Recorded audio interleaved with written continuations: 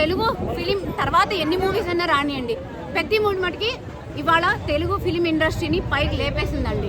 నేను genuine review ఇస్తున్నాను. నేను ఓజీకి ఇచ్చాను, మీకు గుర్తుందో లేక బాగా వైరల్ అయ్యాను. ఓజీ మూవీకి నేను రివ్యూ ఇచ్చి నేను చాలా వైరల్ అయ్యింది.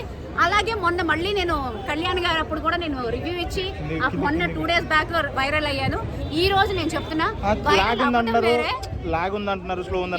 లాగ్ అంది 3 hours నేను కూర్చోకుండా చైర్లోంచి కనీసం నేను కూర్చున్న చైర్లోంచి లెగలేదండి. 3.5 hours నేను అక్కడ నుంచి లెగలే.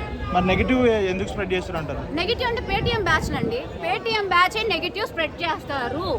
ఎక్కడ నెగిటివ్ లేదు. మూవీ చాలా క్లియర్ గా ఉంది. ప్రతి ఒక్కరికి ఇన్స్పిరేషన్.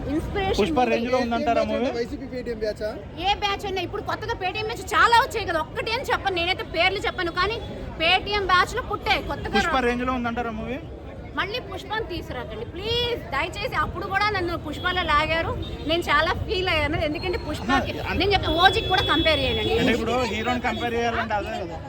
హీరోయిన్ జాన్వీ కపూర్ని నేను బాగా నెగిటివ్ నా మైండ్లో ఉండే, నాకు పాజిటివ్ లేదు. ఎందుకంటే ఆమె డ్రెస్సింగ్ నాకు పెద్ద ఎక్కలేదు. మూవీలోకి వచ్చిన తర్వాత సర్పంచ్ కూతురు ఎంత పొగరగా ఉండాలో ఎలా ఉండాలో అలాగే చూపించారు. చాలా బాగుంది. జాన్వీ కపూర్ కూడా యాక్టింగ్ సూపర్ చేసింది.